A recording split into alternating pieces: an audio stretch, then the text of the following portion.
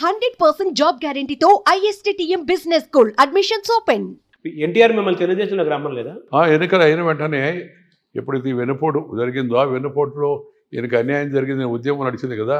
ఆ ఉద్యమం సందర్భంగా నేను ప్రముఖంగా ఉండి కాంగ్రెస్ వ్యతిరేక వాతావరణం ఆ ఉద్యమంలో వచ్చిన వాడిని కాబట్టి, ఆయన కాంగ్రెస్కి గట్టిగా బుద్ధి చెప్పాడు కాబట్టి ఆయనకి సపోర్ట్గా నిలబడ్డాం. ఆయన తిరిగి మళ్ళా ముఖ్యమంత్రి చేయడంలో మేము అందరం ఇందాక చెప్పాడు, నేను, జయపాల్ రెడ్డి గారు, రామచంద్రారెడ్డి గారు, రాజేశ్వరరావు గారు అందరం. ఆ తర్వాత ఎన్టీ రామారావు గారు అయిపోయి మళ్ళీ ఆయన తిరిగి ముఖ్యమంత్రి అయిన తర్వాత నన్ను, జయపాల్ రెడ్డి గారిని ముఖ్యంగా మీరిద్దరు నా మంత్రివర్గంలో చేరండి బ్రదర్ అని చెప్పి ఇద్దరు పిలిచాడు. పిలిస్తే మేము ఆయన కలిసి చెప్పాం, లేదండి మేము చారం, పార్టీలు మారేవడం కాదు మేము అని. అంటే ఆయన ఆలోచించి అప్పుడే మీరు పార్టీ మారబడలే, మనం సంయుక్త ప్రభుత్వాన్ని, మిశ్రమ ప్రభుత్వాన్ని ఏర్పాటు చేద్దాం, మీ పార్టీలో ఉండి నా ప్రభుత్వంలో చేరండి అన్నాడు ఆయన.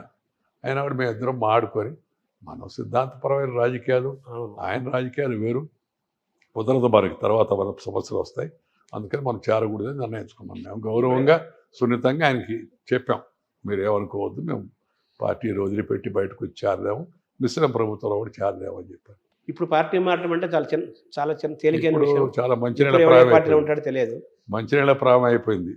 ఈ పార్టీ మారడం అంతా సులభం అయిపోయింది. అంటే అసలు ఎవడు ఏ పార్టీలో ఉన్నాడో తెరవడం కూడా కష్టంగా ఉంది. చొక్కా మార్చినట్టు నేను ఆ చిన్నపిల్లలు చొక్కాలు మార్చినట్టుగా, ఇంకా మరి నిర్మోహంగా చెప్పాలి డైపర్లు మార్చినట్టుగా మార్చేస్తున్నారు చిన్నపిల్లలు. మాటల సందర్భంగా ఎక్కడో చెప్పాను నేను.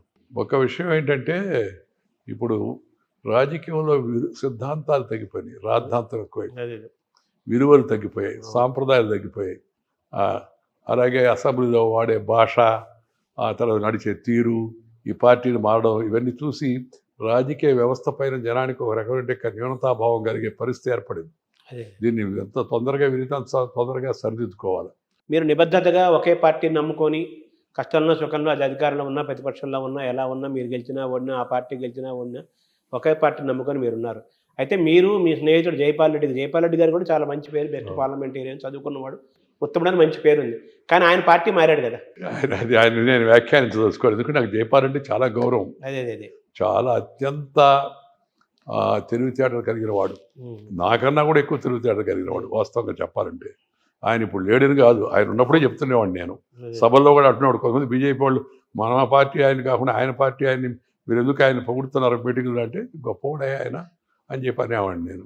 కానీ ఆయనకున్న పరిస్థితుల వల్ల ఆయన చేరాడు. దానివల్ల కొంత ఆయనకి ప్రతిష్ట కూడా కొంత దెబ్బతగింది. మీ ఇద్దరు ఎక్కడ చూసినా జంట కవులాగా మీరే ఉండేవాడు అసెంబ్లీలో, పార్లమెంట్లో. మేమిద్దరం గట్టిగా మాట్లాడుతూ ఉంటే ఆ ప్రభుత్వంలో ఆయన అయ్యప్పరెడ్డి గారు, తర్వాత మిగతా వాళ్ళు మమ్మల్ని తిరుపతి వెంకట కవులు అని చెప్పని నవ్వుతుండేవాళ్ళు. ఒకరోజు అసెంబ్లీకి గట్టిగా విమర్శిస్తే అంజయ్య గారు మాట్లాడుతూ సమాధానం చెప్పాల్సి ఉంటే లేకుండా ఉన్నాడు. వెంటనే నేను అధ్యక్ష ముఖ్యమంత్రి గారు సమాధానం చెప్పడం లేదు ఏంటి అని అడిగితే ఆయన వెంటనే ముఖ్యమంత్రి గారు అని అన్నాడు.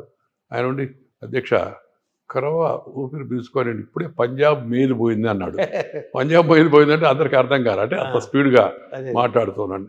ఆ తర్వాత అయ్యప్పరెడ్డి గారు చెప్పారు, అయ్యప్పరెడ్డి గారు పార్లమెంటరీ వ్యవహారాల మంత్రి, శాసనసభ వ్యవహారాల మంత్రి అప్పుడు.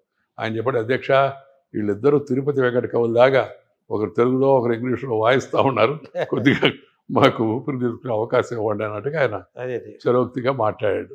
అలా ఇద్దరం కలిసి ఉండేవాళ్ళం, అన్ని విషయాలపైన మాట్లాడుకుంటుండేవాళ్ళం, ఒకరికొకరు అభిప్రాయాలన్నీ కూడా కలబోసుకుంటుండేవాళ్ళం.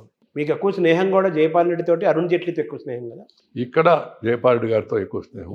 ఢిల్లీలో నాకు స్నేహంగా అని చెప్పాలంటే అందరూ సహచరులే పార్టీలో, కానీ స్నేహంగా చెప్పాలంటే అరుణ్ జైట్లీ ఎక్కువ స్నేహం. చాలా మంచి పార్లమెంటేరియన్, అద్భుతమైన మేధా సంపత్తి కలిగిన వాడు, ప్రముఖ న్యాయవాది. తర్వాత ఆయన కూడా యంగ్ వయసులోనే, యవన ప్రాయంలోనే ఆయన ఢిల్లీ యూనివర్సిటీ ప్రెసిడెంట్గా ఎలక్ట్ అయ్యాడు. ఆ తర్వాత అక్కడి నుంచి మంత్రిగా, ఎంపీగా, మంత్రిగా ఎలక్ట్ అయిన తర్వాత మంచి పార్లమెంటేరియన్గా పేరు తెచ్చుకున్నాడు ఆయన. న్యాయవాదిగా ఎంత పేరు వచ్చిందో పార్లమెంటేరియన్ కూడా అంత మంచి పేరు. తర్వాత మంత్రి అయి మంచి పరిపాలన అధ్యక్షుడిగా పేరు తెచ్చుకున్నాడు. రాష్ట్రం నుంచి కేంద్రానికి వెళ్ళారు మీరు, మామూలుగా సరే అన్ని కూడా రాజ్యసభ ద్వారానే మీరు ఎంపీ అయ్యారు, అలాగే మంత్రి కూడా అయ్యారు కదా. సో కేంద్రం మిమ్మల్ని ఎలా చూడాలనుకుంది? యాక్చువల్గా కేంద్రం అంటే, మీ అధిష్టానం అంటే వాజ్పేయి, అద్వానీ వాళ్ళిద్దరే కదా, వాళ్ళే కదా పార్టీ. అప్పుడు వాళ్ళిద్దరు నాయకులు, వాళ్ళ నిర్ణయం అంటే ఒకటేమైందంటే మీరు గమనించాల్సింది, ఒకటి ఉత్తరాదిలో ఉన్నంత బలంగా, పశ్చిమాన ఉన్నంత బలంగా బీజేపీ దక్షిణాదిలో లేదు. ఎవరైనా నిలబడి గెలవడానికి. ఒకటి. రెండోది, మీరు గెలవాలంటే నేను తెలుసుకున్న విషయం ఏదంటే, అసెంబ్లీలో ఎలాగైతే నేను నియోజకవర్గాన్ని పరిరక్షించుకుంటూ నియోజకవర్గంలో తిరుగుతూ ఉన్నానో, మీరు పార్లమెంటుకు నిలబడితే కూడా అలాగే ప్రజలతో ఉండాలి. ఒకవైపు జాతీయ రాజకీయాలు అక్కడ దాంట్లో పూర్తిగా తలమునకలై ఉండి, ఇంకో పక్క నియోజకవర్గం చూసుకోవడం సాధ్యమయ్యే పని కాదు. మిగతా వాళ్ళకి సాధ్యమైందంటే పశ్చిమాన ఉత్తర భారతంలో బీజేపీ మొదటి జనసంఘ్, ఆ తర్వాత బీజేపీ ప్రభావం చాలా ఎక్కువ ఉంది. మీరు చూడండి, చాలా మంది గెలిచారు ఆ మధ్య. వాళ్ళకి అంత గుర్తింపు లేని వాళ్ళు కూడా గెలిచారు పార్టీని చూసి. ఇక్కడ పార్టీని చూసే ఓటేసే కన్నా దక్షిణాదిలో వ్యక్తిని చూసి ఆ నాయకత్వాన్ని గమనించి ఓటేసే అంటే అలవాటు ఎక్కువగా ఉంది. అందుకని నేను గమనించాను. కాబట్టి ప్రత్యక్ష రాజకీయాల్లో మనం ఇక్కడ నిలబడి ఇక్కడ దాని మీద నేను దృష్టి పెట్టాలంటే సాధ్యం కాదు. కాబట్టి పార్టీ వైపే దృష్టి పట్టించాను. పార్టీ దాని గురించి ఎక్కువ సమయం ఇస్తున్నాన్ని నన్ను రాజ్యసభకు ఎంపిక చేసింది. 4 సార్లు రాజ్యసభకి, కర్ణాటక నుంచి 3 సార్లు, ఒకసారి రాజస్థాన్ నుంచి, అంటే ఇతర ప్రాంతాల నుంచి కూడా నేను పార్టీకి చేస్తున్న కృషిని దృష్టిలో పెట్టుకొని పార్టీ నాయకత్వం ఈ 4 పర్యాలు నాకు అవకాశం కల్పించింది. అంటే మీరు ప్రజల మధ్య తిరిగే వ్యక్తి మొదటి నుంచి కూడా. అసెంబ్లీ, పార్లమెంటు, లేకపోతే ప్రజలు కదా మీరు ఎప్పుడు కూడా ప్రజల మధ్య ఉంటారు కదా. డైరెక్ట్ ఎలక్షన్లు నిల్చోకపోయినా రాజ్యసభ ద్వారా ఎంపికైనప్పటికీ కూడా మీరు ప్రజల మధ్యలో ఉండడానికి ప్రయత్నం చేసేవాళ్ళు కదా, ఎక్కువ తిరిగారు కదా బాగా. పార్లమెంటరీ ప్రజాస్వామ్య వ్యవస్థలో రాజ్యసభ, లోక్సభ ఇవి 2 కూడా చట్టసభలు. అందువల్ల పెద్దగా దాన్ని బయట జనం అంత తేడాగా చూడరు. కానీ నేను ఎక్కువ సమయం పార్టీ కోసమే కేటాయించేవాడిని. నియోజకవర్గం కన్నా పార్టీ కోసం ఎక్కువ కేటాయించేవాడిని క్రమేపీ. అందువల్ల పార్టీ కూడా నాకు మొదట్లో పార్లమెంట్కి కూడా పోవాలని ఆసక్తి లేదు. అద్వానీ గారికి కూడా చెప్పాను, నేను పార్టీ అధ్యక్షుడిగా ఉన్నాను కదా, తిరుగుతున్నాను కదా, జనరల్ సెక్రటరీగా ఉన్నాను, తిరుగుతాను. ఆ భాగం దేశం అంతా అందరు కార్యకర్తలంతా సంతోషపడుతున్నారు. పల్లెకి వస్తున్నాను, పల్లెటూరులో రాత్రిపూట నిద్రపోతున్నాను, నైట్ హాల్ట్. నాయకులు మామూలుగా వచ్చే సమావేశాలు మాట్లాడి వెళ్ళిపోతారు. జిల్లా కేంద్రంలో బస్సు చేస్తారు. నేను అటు కాకుండా తాలూకా కేంద్రంలో, నియోజకవర్గ కేంద్రంలో పడుకునేవాడిని, అందరితో కలిసేవాడిని. అది నాకు ఉదయగిరి నుంచి వచ్చినట్టు అలవాటు. అంటే అప్పుడు చెప్పాను నేను అద్వానీ గారితో, ఈ మళ్ళీ ఈ ఎలక్షన్లో నిలబడడం, ఈ ఎంపీ ఇవన్నీ ఎందుకంటే ఆయన అన్నాడు, లేదు పార్లమెంట్లో ఉంటే అక్కడ దేశంలో ఏం జరుగుతుంది, రాజకీయ వ్యవస్థలో చట్టాలు ఎలాంటివి వస్తున్నాయి, ఇలాంటి విషయాలపైన మరింత అవగాహన కలుగుతుంది, గుర్తింపు కూడా వస్తుంది. అందుకని నువ్వు రాజ్యసభకు వెళ్ళు అన్నాడు. మొదట రాజ్యసభ అంటే నాకు అంత ఆసక్తి లేదు, లేకుండా ఉండే. తర్వాత ఆయన చెప్పిన తర్వాత పెద్ద ఆయన చెప్పి నాకు కర్ణాటక నుంచి నన్ను రాజ్యసభకి ప్రతిపాదించిన తర్వాత దాన్ని అంగీకరించాను.